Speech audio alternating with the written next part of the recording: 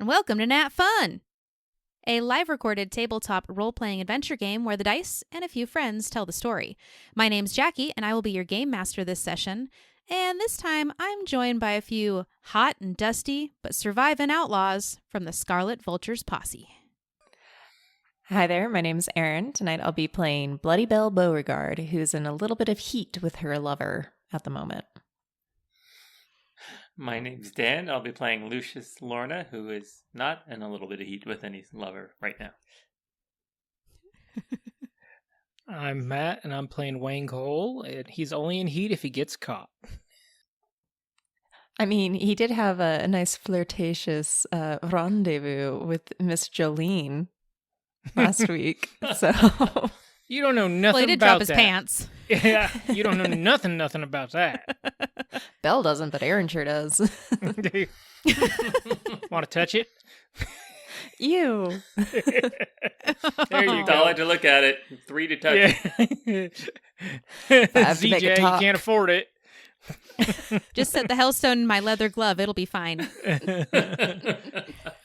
It was scientifically proven.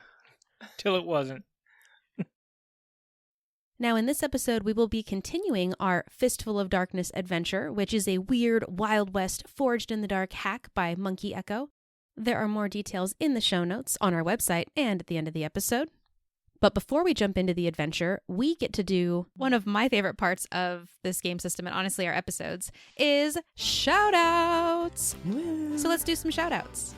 After each session, the players and GM write shoutouts to each other on our adventure Google Doc, highlighting some of the cool moments we enjoyed from the last session. It's a great way to support each other and remember the awesome stuff you did. And, of course, earn in-game bonuses. So we are going to randomly select and read out 2 shoutouts right here, right now. For the first one, the recipient will receive 1 grit. And for the second one, the person who posted the shoutout will receive 1 grit. Both with no risk of overindulgence. Are you trying to say something? I just said please. Please. Oh. He's just begging. And our first number is a 2. All right, that one's from Dan to Aaron/Belle. When she decided to shoot the mirror and inadvertently unleashed a new clock, that was pretty entertaining because I was excited. We were out, we were going to be making it, and she just threw us right back into the fire without intentionally doing so. A little shout out to Jackie for that one too, because that was unexpected for all of us. Yeah. It was unexpected for me too. Yeah. I was like, sweet, they got out of it. They can just have a heroic moment. Oh, crap. Belle's being reckless. Shocking. If you weren't, it was going to be Wayne, so one of the two of you was going to ruin it. Well, it was a completely opposite side of the same coin, so Wayne was a little disappointed, but I loved it.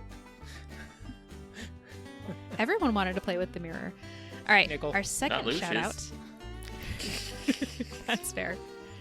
Our next shout out is 6.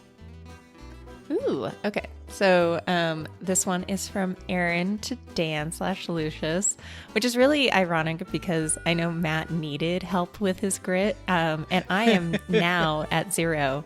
And I was with the previous shout out, so I don't know. No overindulgence over here. Anyway, to Dan/Lucius, I just really liked how quick you were with the setups and rolling with the die and like, yep, I'm going to jump in and do this thing with the horse, and okay, yep, now I'm going to climb up here and I'm going to go with it. So I just really liked your tandem play.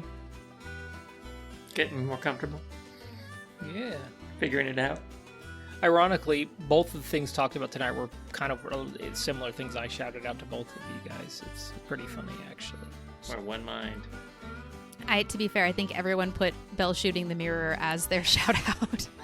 Well, and I Erin. had like the rope and the reaction and the kind of the teamwork aspect and rolling with it too for Dan, so it's pretty funny. Yeah, it is really cool when you guys do the setups and the teamwork in this game because it is so much more narrative and roleplay based. Like, yes, there's roles, but it's less tactical than other things we've done and more story building, I would say. What do you guys think? Yeah, I would agree. Yep.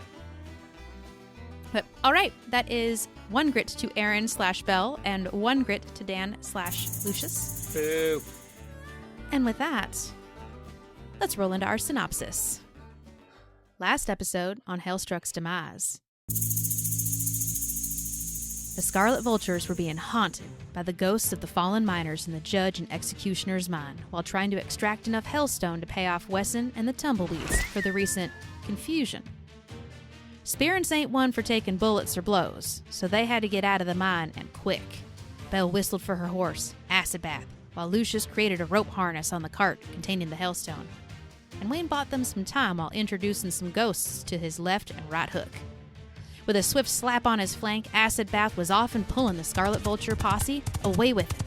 As they rounded the tunnel, Belle took one last look back at the ghost that had almost possessed Lucius. Struggling to right its head, and she fired a well-placed shot at the mirror on the ground. But to her horror, and before the broken shards could even hit the floor, she watched as it not only righted itself, it started running towards them. The mirror had been holding it back somehow, and now they were headed straight towards a massive chamber filled with corpses, itching to climb out. It'll be fine. Killbox, one might have named it perfectly and unknowingly 2 episodes ago. Belle, horrified by what she's done, had a moment of pause at the worst possible time. Lucius scanned ahead, guiding Acid Bath through the cavern, but failed to notice a break in the tracks, startling the horse and halting the progress. Belle, hearing Acid Bath call out, sprung into action, throwing caution to the wind, rebounded off the cart, and exposed Hellstone onto her horse and gets him moving in the right direction again as countless ghosts have now risen and encircled the posse. Things were bleak, but Wayne did something nobody expected. Grabbing onto the bullet casings and scrap of hellstone in his pocket, he makes a spiritual connection and shouted a mighty threat at the approaching spirits, buying the Scarlet Vultures just enough time to make it out before a stray piece of dynamite went off behind him. Upon returning to town, the posse brought their hellstone to the assay office for processing and some coin, as well as took the evening to shake off their experience and indulge some vices. Well, most of them. Some had a bigger problem. One with a tail and a face on it. But it wasn't just Wayne that was a-changin'. The whole world felt heavier, more bleak, more twisted. And as the Scarlet Vultures headed out toward the general store to make good on their payment owed, the wind picked up. The sun got blistering hot, and another rider appeared alongside the first, made entirely of fire and black smoke. More doom was upon Hellstruck. And on that cheery note, are we ready to kick this pig? Suey? Now, before we rejoin the Scarlet Vultures, Wayne had picked up a bit of a side job that he needed to do in order to reactivate his vice. So, tell me, Wayne, what did you do with that folded piece of paper you got from Miss Jolene, kind of as a flashback style? I have no recollection of that event, Your Honor. Spoken like a true hitman. Wayne had gone back to the schoolhouse and really didn't want to get into any more messes that night, but his failed attempt to commune with the last thing he had killed, a horse, didn't go over so well for him. He had looked at the paper, he snuck out, and he knew the man. He'd heard the name from Miss Jolene, Raven, Juliet. He was a member of the Death Valley gang, a lower level guy, but he'd been in the Dusty Rose causing trouble before with the girls, and he knew about it, but Miss Jolene couldn't do nothing about it because they've got some clout. They've got a lot of members. So Wayne knew he was often a visitor of the Sacred Heart Saloon there, and bought him a couple rounds, and then walked out the back, waited for a man to do what a man does after several rounds, and cut his throat and dumped him in a ditch, and wandered back home in the evening, just a little bit before Lucius came back. Now, I do have a question for you, Matt, because we kind of talked back and forth a little bit between sessions. Mm-hmm. You said that you were going to make sure it worked by communing with that body, because that is how you indulge your vice, as much as it makes Wayne uncomfortable. It does. So, did you just dump the body in the ditch, or did you actually try and take a moment? I think Wayne dumped it there the communing is something he does in a quiet, safe space usually. So he would have done it back at the schoolhouse, but I think he was a little tight on time, as much as he would like to. All right. Just wanted to double check. Okay. So that's what Wayne knows happened last night. Nobody else knows that.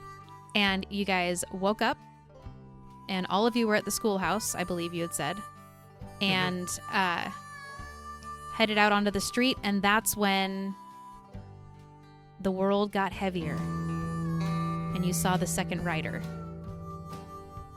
And of course, right after you saw the second rider, you saw Mr. Hall in his rocking chair on the porch.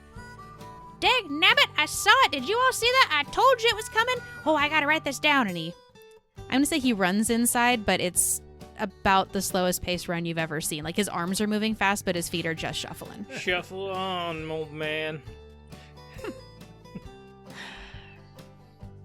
Wayne's doing that same thing when he was trying to play it cool.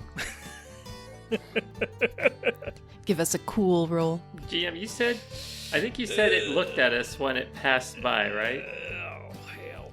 Yep. It appeared on the mesa, and then they both appeared, ran down the street, and the new one looked straight at all of you. And I will say, it looked at you in a way that it wasn't looking at a group of people. It's kind of like that phenomenon where you walk past a painting and everyone feels like its eyes are following each individual person. Each one of you feels like it looked directly at you for some reason. Not a group. Deadlocked in your eyes. Wayne's tail may be between his legs. Little faces. Well, if it starts talking, we've got bigger problems. I think as like the dust starts to settle, Belle would look at the boys and kind of just, well, I mean, Hellstruck is getting stranger every day. Yeah, I told you this place is going to hell. Oh, yeah, it definitely is that. But, you know, they didn't swipe at us or shoot at us. They just ran on by all menacing-like. So, what do you say, boys? Should we go settle some debts? We should. Yeah, well, we should. The question is, are we settling with what we got or what we found? Or both? I thought we talked about this, Wayne. I have no recollection of that event, Your Honor. We ain't giving them back what we found. We're just making life easy for Hellstruck by settling the debt. We're doing a kindness, if you will. Alright. Fair enough. And as you're talking in the middle of the street, as this happened, you start to hear windows burst open, people looking out, doors being thrown open, and you see Miss Jolene and some of the court sands of the Dusty Rose come pouring out. What in tarnation's happening out here? New neighbors. And she almost loses her footing a little bit. The breath rushes out of her and she has to grab onto the handrail on the boardwalk as she looks up on the mesa and sees the second rider. I don't know what y'all are doing out here, but you better get inside. When that first one appeared, things got real bad real quick. And she holds the door open and ushers all the court sands in and then looks at you with her hand out. I won't argue. Lucius will head right on in. Wayne looking for an excuse to see her, so go for it. Belle's gonna throw a look over her shoulder up at the second rider on the mesa and like stare at it like menacingly. Like, yeah, I see you, buddy. And then she's gonna go into the Dusty Rose. As you stare at it menacingly, let's have you do a fortune roll for me, please. You got it. Rock and roll. Fortune roll. That is gonna be a 2. Okay, with a 2, you look at it menacingly. Your eyes squint. You lean forward. You can feel sweat dripping off your brow as the entire world has gotten at least 10 degrees hotter. And it kind of is just looking off into the distance. And as you get to that moment of your look where you're like, that's right, buddy, its head snaps and it appears right in front of you. and you feel on fire. And you take level 1 harm, terrified. Wayne sees Belle not moving and doesn't know if he sees this happen, but he's going to grab her hand and pull her along. Belle, how do you react in this moment? Internally, she's just screaming. She's like, oh my gosh. Oh no. Okay, do not piss off the second rider. He is very fast. Externally, it's going to be more of like, now she's terrified, but she knows you cannot drop your gaze. So she just holds the gaze. And Wayne reaches up, grabs your hand. What do you do? I'm going to let him pull her. She's scared. She's just not going to show like she's retreating. She's being forcibly removed. And everyone can see that you're locked eyes, almost looking with something, and Miss Julian calls out, Belle, what are you doing? Get inside. There ain't nothing out there you gotta stare at right now. No one else sees this rider. Just you. Belle's not going to say nothing. She's just going to keep locked eyes with it, but her feet are going to start moving in the direction that Wayne is pulling her. As she hears Miss Julian say, like, there's nothing there, so this is just in her mind. And then she's going to whisper, I know what waits beyond. And as you first start to walk, as Wayne's pulling you, every step that you take, you can feel the dust rise with your footsteps. And after each step, you hear a spur as it takes a step towards you. You take a step, spur. It takes a step towards you, holding that gaze right in front of your face, not backing down. And the moment you speak, it stops. The silhouette of its shoulders relaxes.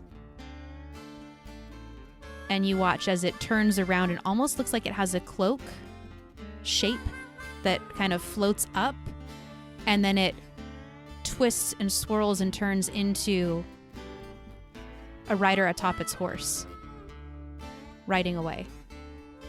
And it looks over at you one more time, just as you get up to the boardwalk and the door of the Dusty Rose, as it rides away. Does Wayne get any sense of this with his particular situation, fetish, vice? Fetish. I was like, I don't think that's in the game system handbook. You can make an attune roll. Yeah, why not? If you think that Wayne would think something was off enough that with how his last night went, he would reach into his pocket and try and sense. It's just shell casings. But I will say there is a massive weight of the world that you all feel when that second rider appears. It's not just like, oh, there's a second one. It's like, holy Yeah, I think Wayne knows something's wrong, but he thinks he knows there's something wrong with everybody, including himself, so I don't think he'll reach that hard. I think he's terrified as it is. I mean, that was the sense of the rider already, and he's had a rough couple days. But he will actually take her friendly-like and just pull her along, doing his job to protect her based on the last situation. You all pile into the Dusty Rose. Miss Julian's the last one to come through. She slams the door, latches it with the little hook, which this is just like a little eye bolt and a little teeny tiny metal hook. Like, even someone probably just walking through the door could break it. A strong wind. But it gives her peace of mind. When the hell did that thing appear? About 30 seconds ago, I suppose. Yeah, Mr. Hall just started shouting, and I assume he was the first to see it. I always knew that Mr. Hall was trouble. And she looks over to one of the court sands. And she says, you need to go bring him his tea right quick. Now. And they hop up. Yes, Miss Jolene. And run downstairs. Lucius is going to look at Belle and Wayne and say, why'd it stare at us? Rode down the street and then turned and looked at us. You know what they say, Lucius. Power attracts power. unwanted attention. You know, I think we're finally making a name for ourselves in the Scarlet Vultures. And in Miss Jolene's head, she's thinking, for the love of God, Belle, it's been like 4 days. But she doesn't say it. She's big for her britches, is what Belle is. I think those things are judge, jury, and executioners, what they are. I think they're sizing us up, judging us. But we're all going. Why not go having some fun? Wait, next time, why don't you take a shot at it? See what happens. I'm crazy. I'm not an idiot. I think. Oh, could have fooled me. And Miss Jolene says, well, they do have a point. People are going to be wanting to cut loose, perhaps. Maybe all of you should take an hour to freshen up. I have a feeling our parlor is going to be busy tonight. And all the court stands kind of look at each other. And a couple talk in the corner. Most of them head downstairs to their private quarters. She looks at the rest of you. You guys have been gone for a few days. Do we need to talk in my office, or? We could share some words. You're looking a little tired there, Wayne. Did you get a good night's sleep? Little here, a little there. Come on back. And she grabs a bottle of whiskey, no cups, and heads into her office. Yeah, Lucius will follow. Yep. As you walk in, she's just chugging from the bottle, like a good 3 big old gulps. Anyone else need to calm the nerves? She holds it out. Oh, Bella Lucius absolutely will grab takes the it. bottle, yeah. Well, I'll go first. Ladies first. All right, let's have you both roll No, a it's just d6 Belle. and just see what the higher number is. Higher number gets it first. I got a 3. I got a 2. Haha, yes. See, ladies Success. first. Tell the story. It's going to be like Lucius's hand is like kind of like on the bottle, but it's like instead of taking to him, he's just like passing it to Belle. So like all 3 hands are on the bottle at one point. Wayne's going to wait for Lucius to be done and nod his head and take the bottle if he's going to give it. And take a pretty healthy little pull on it. And then when he gives it back to Miss Jolene, he's going to have a little piece of paper tucked in between his fingers. Hand it back to her. And Wayne, you're the only one that would notice this. She feels it, palms it, and takes the bottle back. There's a little drop of blood on it. She'll look at it later. Yeah. She picks up the bottle and sees how little is left in there. Well, dang. It's been quite a while since that first rider appeared. I didn't think I'd live to see the day of the second one, and I'm afraid of what's going to happen next. Well, we did live. And a finer breakfast for living there isn't than a bottle of whiskey. So there's really nothing that brought this on. You guys didn't see anything? Hear anything? You know, Miss Jolene, a friend once told me there is some value in telling the truth. And I wouldn't lie to you, but you just let me know how much of the truth you really want to hear. I believe in promises, and I believe you saying you ain't gonna lie to me again. And that's bought some of my trust. We're business partners now. You trust me as much as you want me to trust you. And I do trust you, Miss Jolene, but what I might say, it ain't good. We'll start there. There's a strong possibility that their rider, that second one, we brought him with some shenanigans we may have done in the judge and executioner's mind. We followed the information you gave. It may have not gone smoothly, but I don't think that'd be a shock to you. We didn't kill anyone. No, Well, But- you can't kill someone when they're already dead. it was a killing field. It was a massacre, whatever happened out there. We took Stone, and we came back, but it was not a pleasant trip. Well, I figured it must have been something downright awful. That's a Miners base Row word. folks have been throwing some pretty big words over there at J.D. Elliott, trying to rush their restocking of miners, their equipment. I was getting worried something big might have happened. Something did, but we didn't have anything to do with it. And that's true. And that's the truth, yeah. We did, though, take some ill-gotten gains from the mine. And, Miss Jolene, I'll tell you a little bit more about something else just a little bit later. Well, did you get enough to make the payment? Sure did. And then some, if you know another buyer. I don't yet, but I'll keep you apprised.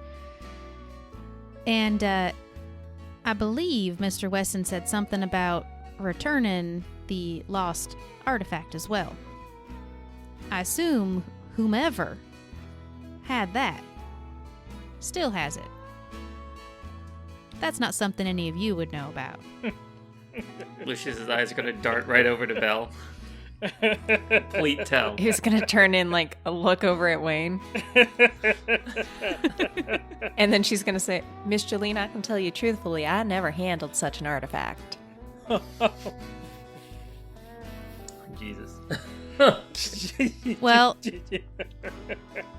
I do know from some of my courtesans that frequent the tumbleweeds, as well as one you might know, Belle, that didn't until this last week. They're pretty firm on their demands, and there will be hell to pay if it's not met. But you were all at that meeting. You heard him. She takes another big pull from the bottle, looks at it, sees there's like not much left, starts to tip it toward you all and goes, "Ah, what the hell," and downs the rest. You can pay for yours on the way out. We sure can. Your generosity does not go unnoticed, Miss Jolene. Now, what we were aiming to do with getting the stone from Judge and Executioner is a community service, if you will. You know, we'd like to pay the debt for the Tumbleweed gang and really protect the rest of the town. Now, I can tell you, I didn't handle no artifact. Do you think it's gonna be such a big deal if he doesn't get it back? I think it will. Belle's just gonna contemplate for a second, so if Lucius or Dan or Matt, if you guys want to chime in. Like, I think Lucius is just kind of stuck watching these two, what he considers powerful women, Two kind women, of he's in staring charge of him. down at each other, having this All I conversation. see is He's Lucius kind of just, looking at his boots. That's what I imagine. yeah. I don't think Wayne's doing much better. He would give anything to not be in this room right now. Now, Belle, I'm a wise woman of many years. And I've been alive from a lot of quick thinking, wit, and good decisions. Town meetings are pretty rare. Everybody heard what was needed for that debt to be settled. And you'll be reaching right into a mighty big den of rattlesnakes if you don't meet those demands. But I told you, we're business partners, and we trust each other as much as we want the other one to trust us. That's me, as Mama Jolene, telling her daughter she's worried about her. oh, But you are your own person, making your own way from this point forward. you had to pull out the mama card. I just You know don't want to that's a hear sore Raven complain subject. about you not coming back. She won't shut up. From what I hear, you kept her mighty busy with Smith and Wesson. Oh, that wasn't me. And that was not fair, Miss Jolene. I apologize for that. You know how quick my tongue can be. Yeah, Raven's told me about it. Oh, Lord. I'm sure she has. Had to be said. Wow, PG-13. I needed that nickel. Wait. So, We all need a nickel. oh, Lord. Wayne's going to actually finally just take off his hat and continue to stare at his shoes, but he is going to look up at Belle. He's not going to undermine her, but he's looking at her pretty hard. Now, with that look, Belle's gonna... She wants, like, the buy-in from the boys to, like, tell Miss Jolene about the necklace. And that look gives her, like, one vote of confidence. So she's gonna glance over at Lucius. He's gonna nod, like, yeah. God, it's like kids getting caught stealing pie. Jesus. I never handled said artifact, but someone in this room sure did. And she's gonna look over at Wayne. It's gone And smoothly. we were thinking, and she's kind of like scratching the side of her face, trying to like play it cool, you know? You're in trouble with Mom. We were thinking that there might be some other value to this artifact. We may have had Moonshine take a look. Well, if the Tumbleweeds did a town meeting and threatened everyone in order to get it back, I'm sure it's valuable. And if it's so valuable... But there are other ways to gain information. Trust me. All right. I run a whole business operation getting information. She's going to look over at Wayne and kind of be like, well, you're our designated handler. So I think it's time we get that stone, we get that artifact. We need to talk about And- that particular role, but yeah. We need to invest in some safety equipment if we're going to continue this line of work. We'll just put it that way. But I will say something while we're here. We can always get it back when we've got a little more leverage in our pockets, if we give it to them. Play the long game if we need to. We know I mean, what I'm it is. planning on killing him sooner or later. Later, when we got more bodies. Or, Well, Or that's what everybody keeps saying. well, 70 men against 6 is not a gunfight I think I could win. Not that I wouldn't try. And Miss Jolene takes a kind of sloppy step forward towards you, Wayne, and goes, I shouldn't say this, but I did not take you for being such a smart man, Wayne.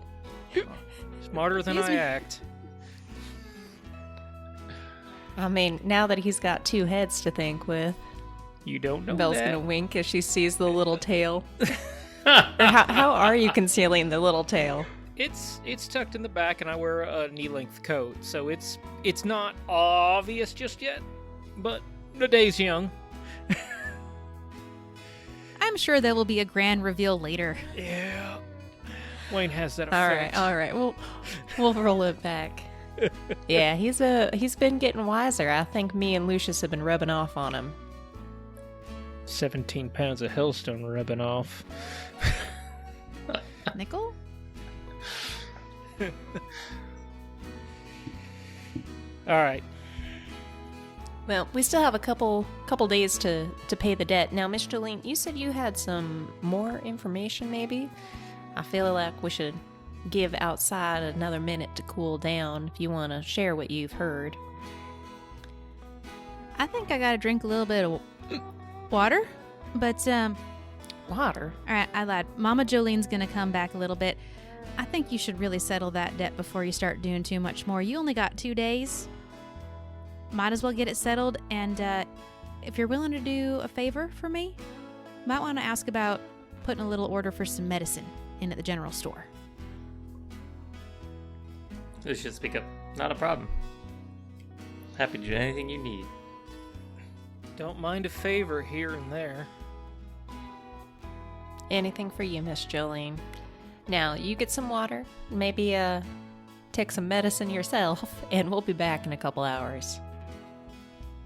And she just kind of puts her hand up and she like leans on the desk really heartily because she had a lot of whiskey real quick and the room's a spinning.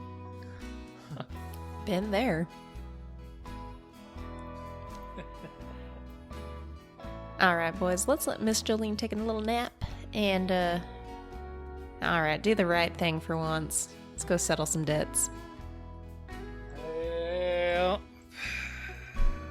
Lucius will whisper, "Thank God."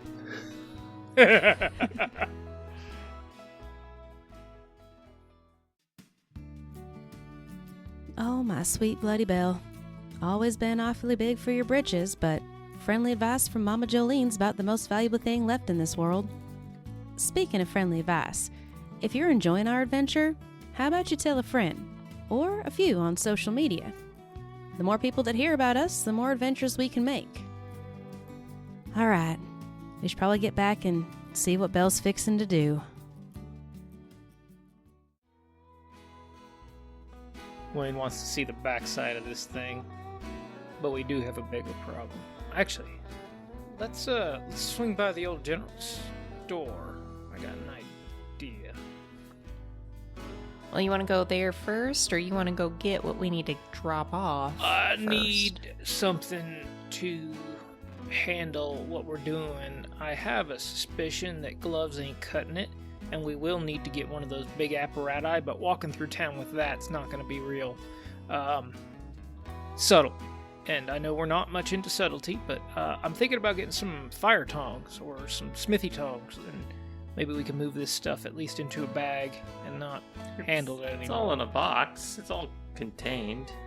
Pretty well sealed. I think it'll be fine. Yeah, man up, Wayne. Yeah. Carrying it this far.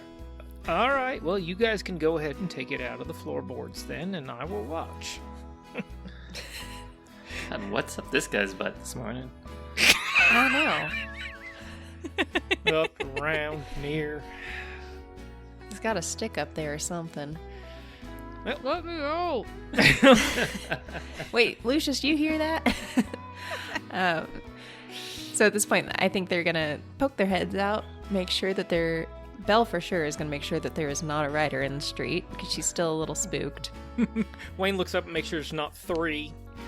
Well, and I'll jump in here. As you leave Miss Jolene's office, there's 2 court stands on the far side of the room, kind of chit-chatting in the parlor, and you do see Raven standing at the bar, kind of leaning with her elbow on it. She sees you come out, and she grabs your forearm and pulls you in close, Belle, and says, "I know what you were talking about in there, but Miss Jolene's worried. I know you don't like her, but Juliet is missing." Well, this sounds like a happy thing, Raven. I know you don't like her, but she is one of the Dusty Roses. Well, that is for sure the dustiest. Well, Lucius was going to pretend he wasn't eavesdropping, but he's going to kind of interrupt and say, "What happened?" I only know what some of the other court stands told me.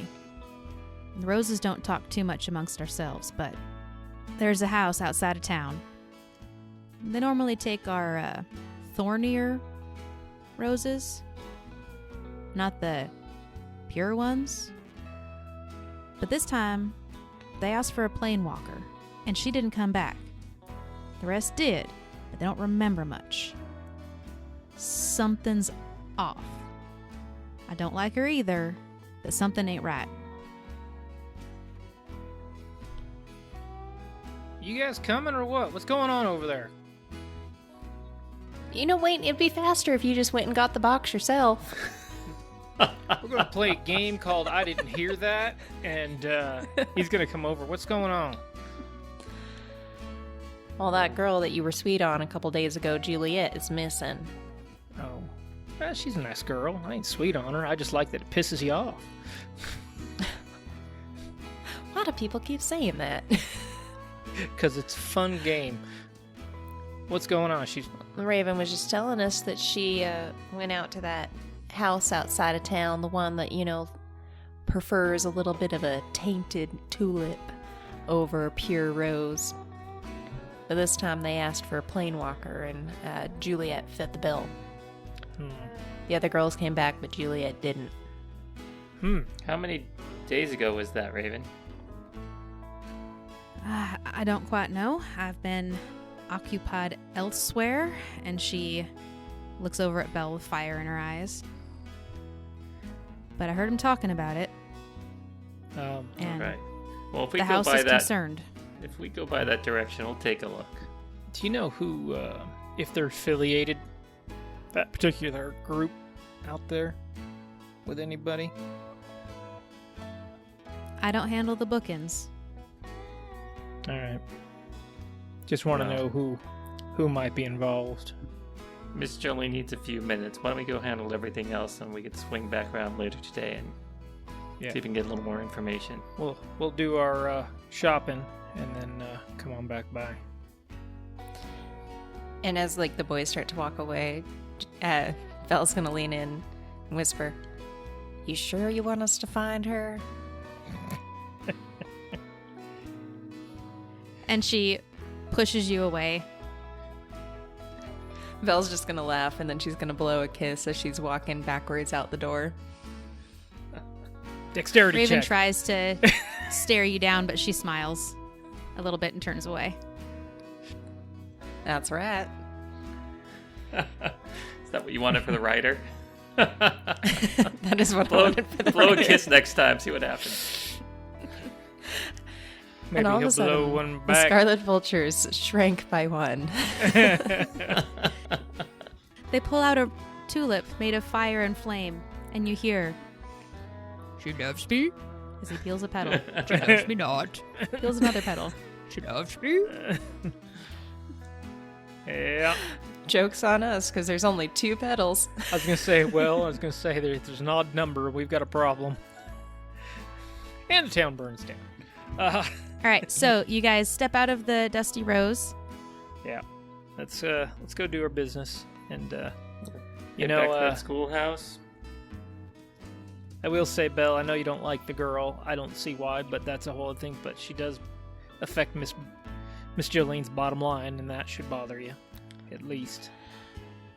It does, but I just don't feel like we need to hurry about it. You know, if, Well, what if it's your favorite man out there has her? Your old nemesis, Miss Smith and Wesson. Smith's been busy with a Raven the last couple days. Don't you worry, she gave me a good talking to last night about it. And then a not so talking to. You like to know about that? Well, listen. Maybe Juliet will owe you a favor when this is all done. I wouldn't take anything from Juliet, even if I was dying of thirst and she was the only one holding a glass of water. I'd rather die. I'd drink that. But I'll save her life if that's what makes Jolene and you boys all happy. Now, Wayne, go in the schoolhouse, go grab that box. Yep. She'll Lucius be will waiting a minute. go along with him.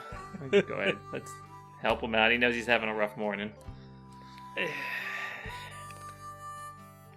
Wayne, Belle's kind of walking behind him and just like looking at his jacket.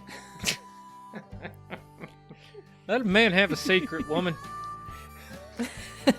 Never. Don't worry. You'll meet him one day. Yeah, go back to schoolhouse, go in the back way, the same old routine, slide the table, wiggle the board, move the dust, and then stare. Wayne freezes at about that moment. Do you have a jar with like a piece of, or just like paint over it where it's written like hide and dust, just like sitting on the shelf? Wayne collects talc from under the floorboards every so often. He's a thorough guy. Doesn't have a lot of other hobbies. With the amount of dust that just blows through Hellstruck, I'm sure Seriously. it's like naturally occurring at some point too. There's at least 3/4 of an inch at this point from the last incident.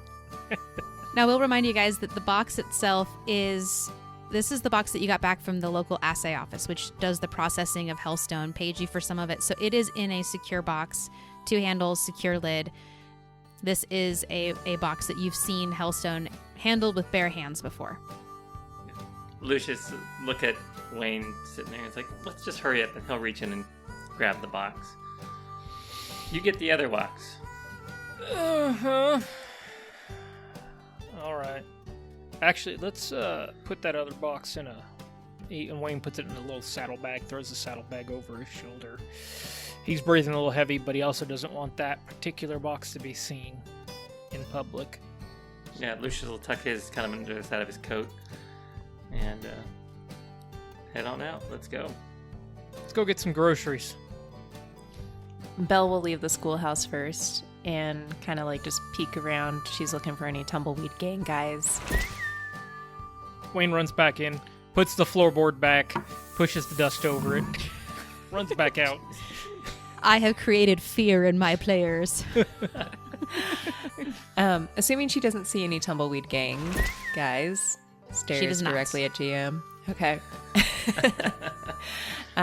She'll kind of like nod her head in like an all clear way and start walking over to the general store. Because that's where Smith said that you needed to take it, right? Yeah. Just drop it off.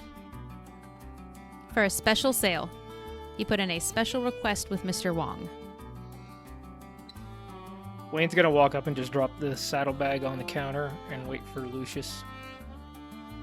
He's not doing the talking in this particular moment. He and Mr. Wong still don't. Lucius will, as they enter, say, "Good morning. We have a drop-off for a special order here." And he'll take the box out from under his coat and slide it across the counter. This should hopefully settle all the debts. As you slide it over, he catches it with his hand. And Mr. Wong stands up, and he's a little bit taller than you realize because he's usually kind of sitting or hunched over the counter at the general store. And he doesn't talk a lot.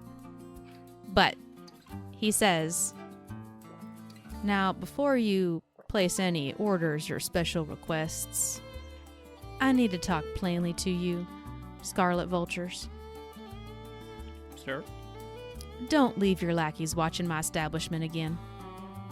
If you want jobs, identities, and affiliations kept out of the prying eye of the rest of the posses here in Hellstruck, you best leave yours away too.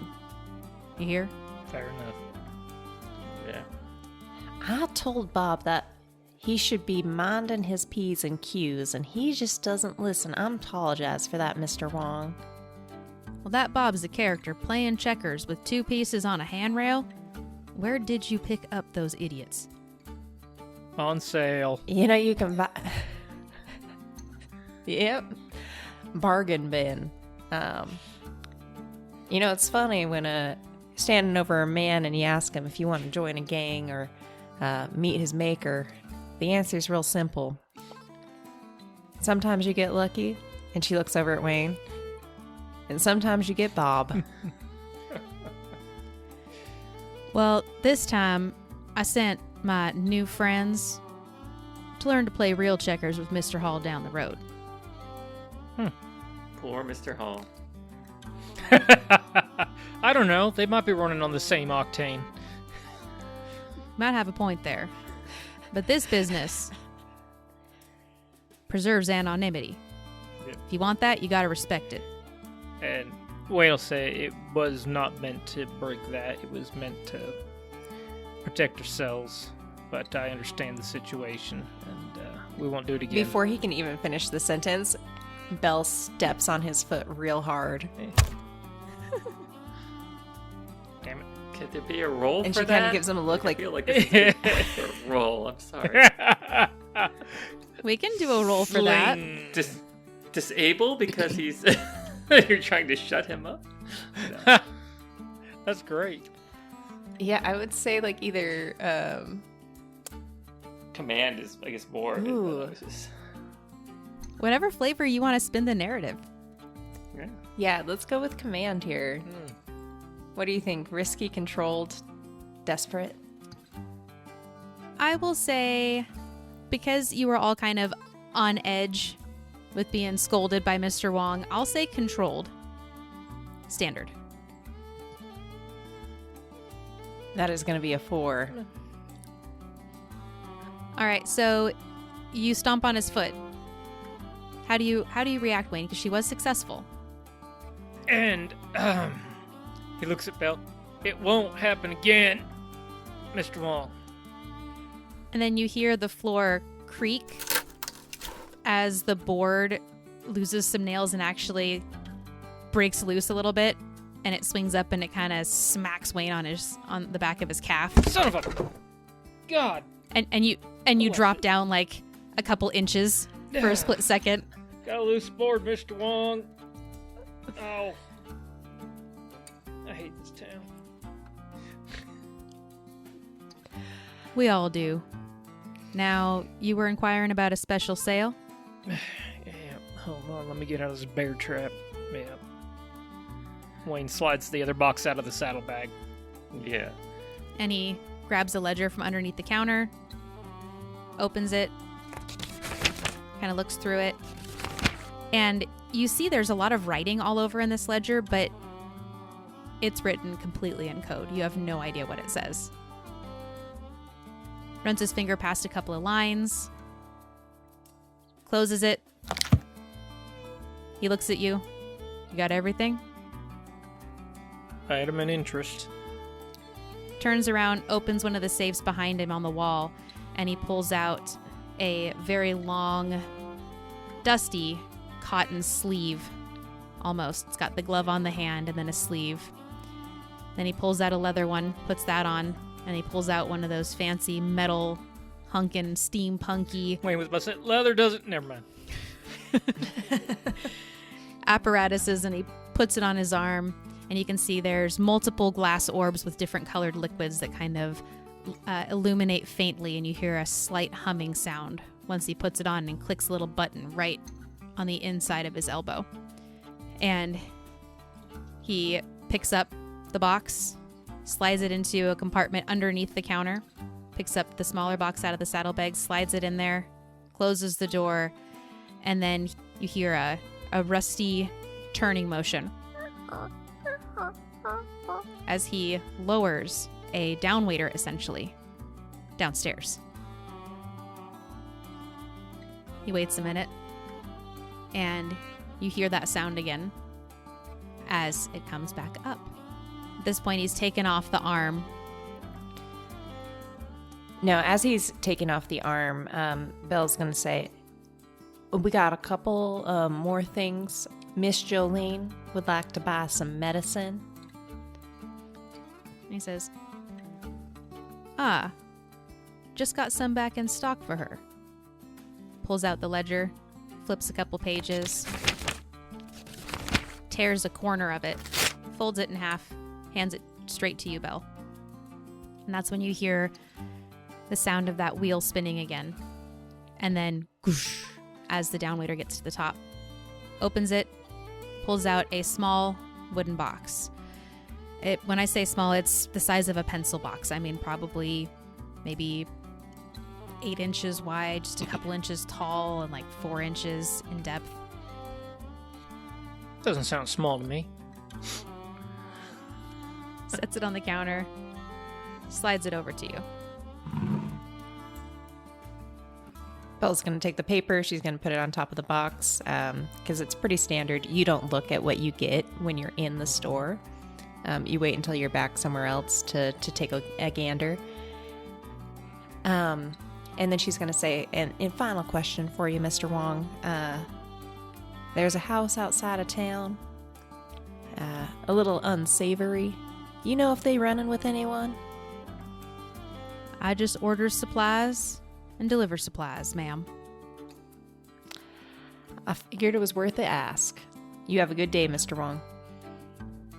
Might want to talk to those loose lip court sands down the road. And she nods. Yep. All right.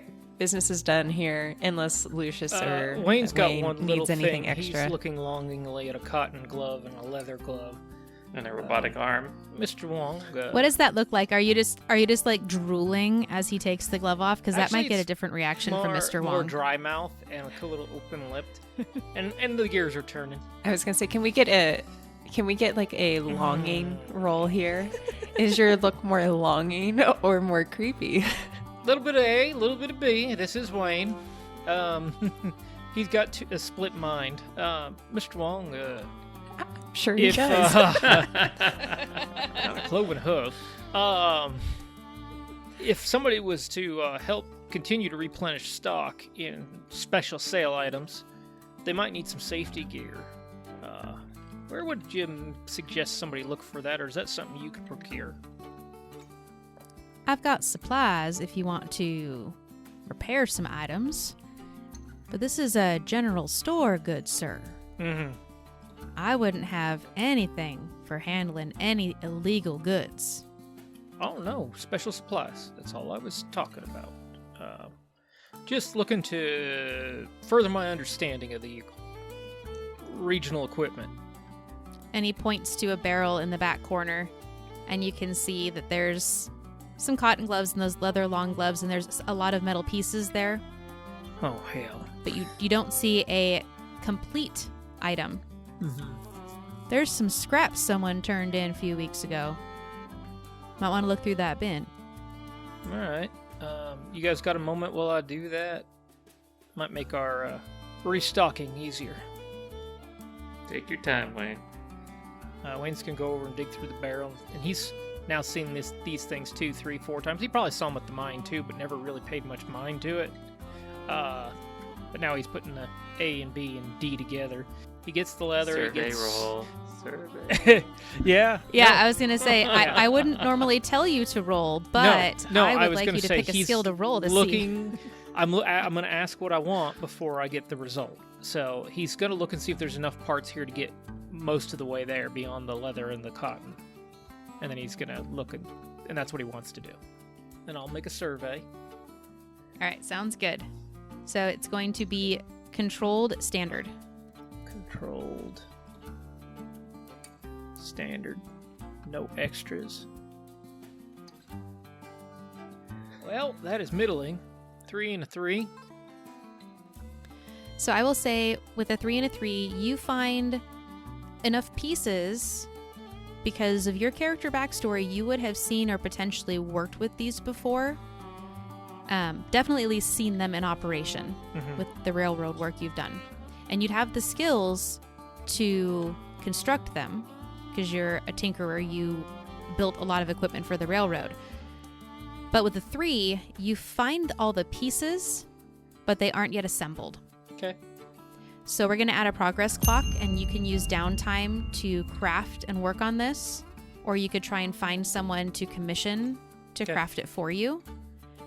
And we will say that it is you do find enough that it's partially constructed. Yeah. Yeah. So 1 of 4 ticks on your clock. We've got an erector set here. Okay. Mr. Wong. Is that what the clock is going to be titled? Wayne's erector set? No, that's what we're calling something else. This will be the glove. Oh, so much better.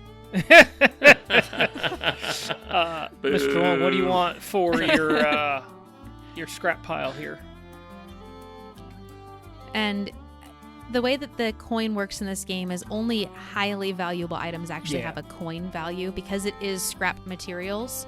I would say you can come up with whatever standard coin value. Like you guys can just go in and buy food and buy drinks. You don't need to micromanage an inventory. I just wanted to make sure it wasn't a gold's worth of stuff. Nope, it's scrap parts, and a clean, honest businessman would never deal in illegal goods. Nope. He's above board, like the board you stepped on and displaced. Yep.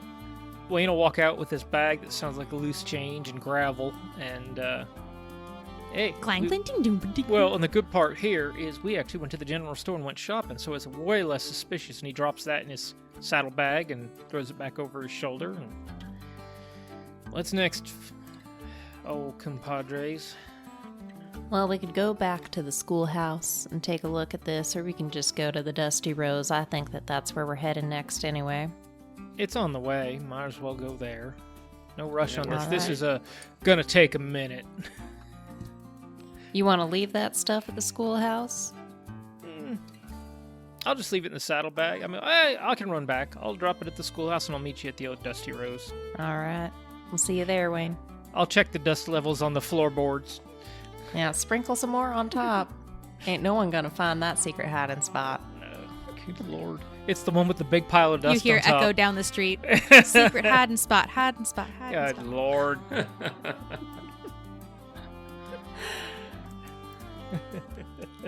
Wayne will go and trot off and go through the back alleys and go to the schoolhouse while they move along. And when you guys get back to the Dusty Rose, there's a few more court sands kind of sitting on the couches in the parlor talking. And Raven is talking with them and kind of nodding, and she sees you come in and she waves you over.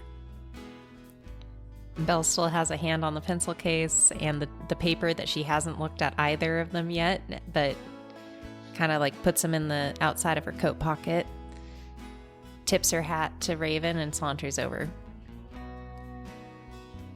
And Lucius would probably know a lot of people at the Dusty Rose as well, because both of you have kind of backstories tied to this location. So I'll let each of you name one of the court sands that are talking with Raven. You do both recognize that these are two court sands that are struck court sands, so they each have a unique characteristic about them that makes them highly profitable to just the right person looking for services at the Dusty Rose. And Raven says, "Now, these are the two that went out a few days ago, Juliet. My understanding, correct me if I'm wrong, it's a repeat customer? And who's the first one that talks?" I'm going to go with Quinn. And is there anything unusual about Quinn that first glance someone would see? Doesn't have to be. Yes, from our warm-up that wasn't a warm-up. She has 3 bosoms. Woo! Total Recall! And if she covered up, you might not know, but she doesn't bother hiding it. It gets her a lot of attention that she doesn't happen to mind, so she makes everyone well aware of the situation. Quinn looks up at you, Lucius. "Well, it's a house we've been to before. Always been standard business. But this time, we got there, we went into the dining hall, started socializing just like normal, and then I woke up," and she looks at the other court sand sitting on the couch with her. And Belle, who do you see? We have Jessie. And what's unique about Jessie is that she has 2 pointed horns that stick out of the top of her head. And she has also, unfortunately, been struck multiple times. So in addition to the horns, she has a tail with a mouth. And Jessie looks at Quinn, and we were just in the carriage, waking up on the ride back. And Juliet wasn't with us. Was that her first time going to that house? That's the first time any of the planewalkers have gone to that house. Well, those of us that are more unique here at the Dusty Rose have been to this house before. They pay quite well. This is the first time they've asked for a planewalker. And I don't recall what happened while we were there. Woke up in the carriage on the way back. At this point, Belle would nod, and she knows like the code word of the general store for medicine means like a rescue situation. Jolene has mentioned she needed her to get some medicine. Raven's told her that Juliet's missing. Jessie and Quinn confirm it. And so she's going to look down at the piece of paper in her hand. And you look at the piece of paper, and it has a quickly drawn map, and you recognize Miss Jolene's handwriting. It has the names of Quinn, Jessie, and Juliet. And it has a check mark next to Quinn, a check mark next to Jessie, and Juliet is circled. And it just says, "I need her back."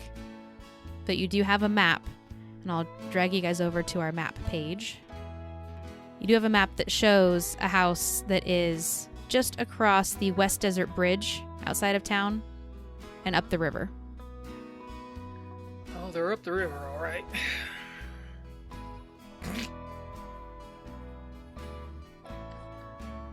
Are you going to bring her back? I'll do my best. And Belle's gonna look over at Lucius and be like, yeah, damn straight. Yeah, he's gonna do his best. I think we'll probably, gather up some supplies, head out that way. And I know you don't remember much, but how long ago did you wake up in that carriage? Was it this morning, yesterday? We got back yesterday. It's about just over a day's ride to get there. And can't remember how many were there, but there were at least, I think, 4 or 5 of them when we were talking before everything went dark. Do you know if these guys run with anyone? Well, it's different people there in the house. And usually they're hired hands, but there's some finer folk, which are usually the ones that we converse with at length. More of the thinking types, but we don't ask questions. Well, thank you, Quinn. Thank you, Jesse. It's been mighty helpful. Now, we're going to head out that way. You said it's a day's ride. You got back yesterday, so she's been missing probably about 2 days. So I feel like we should take off soon. I'm ready when you are. Okay. She's going to lean over. She's going to give Raven a kiss on the cheek. I may not like her, but I'll do my best to bring her back. And Raven blushes and kind of nods. Just then, Wayne comes through the doors. Okay, I'm here. Let's get this started. Well, we're going back to the schoolhouse, Mr. Wayne. God bless Took it. too long.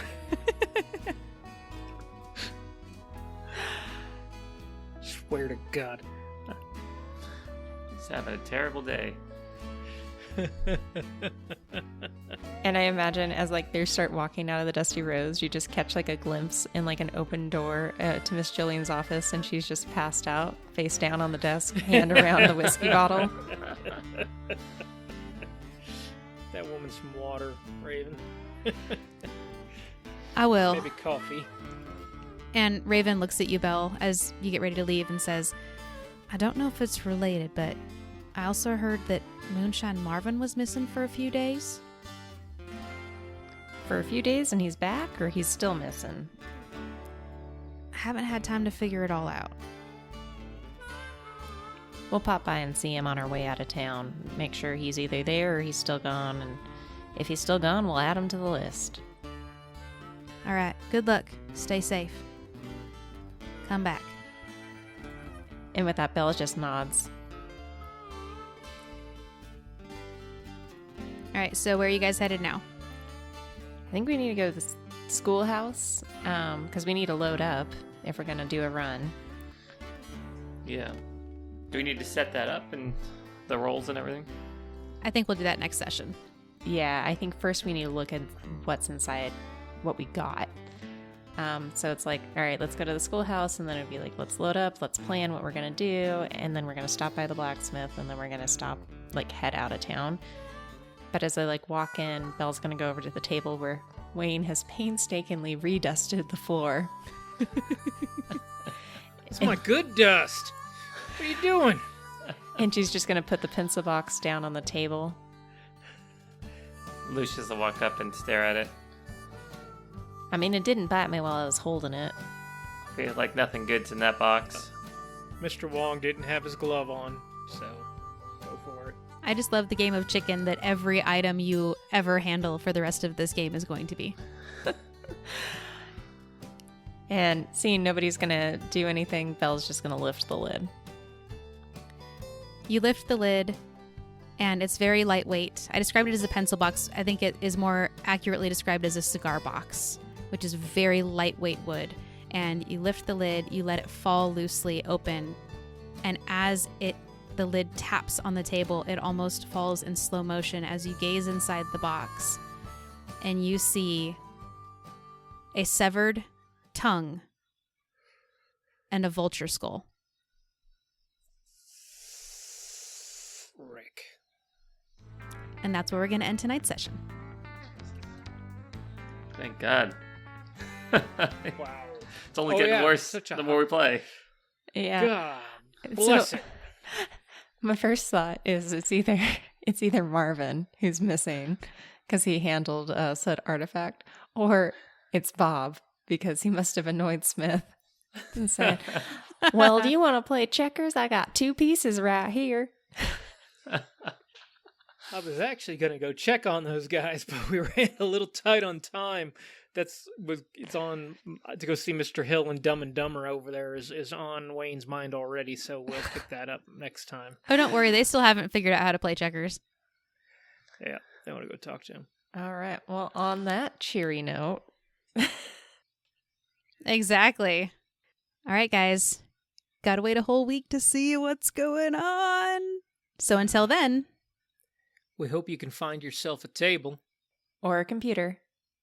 And some friends. so you can roll into your own NatFun. Goodbye for Thanks, now. guys. Adios. Bye. On that cheery note. Yeah. Watch your tongues. Wow. Well, things don't look too good for the Scarlet Vultures about now. Those tumbleweeds weren't lying about having eyes, ears, and tongues everywhere in this town. I wonder what they're gonna do next. Well, Belle sure does find herself in a bit of a pickle. She hates Juliet, but she loves Raven. Which feeling will win out in the end?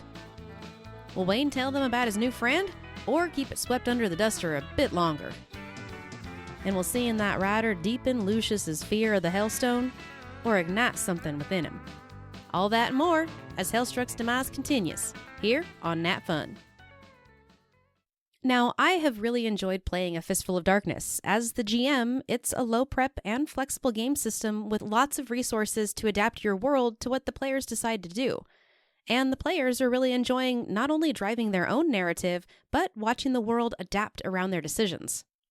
If you'd like to check out A Fistful of Darkness for yourself, you can at monkeyecho.itch.io/a-fistful-of-darkness. Or if you want to try and win a free copy for yourself, you can head on over to our Patreon.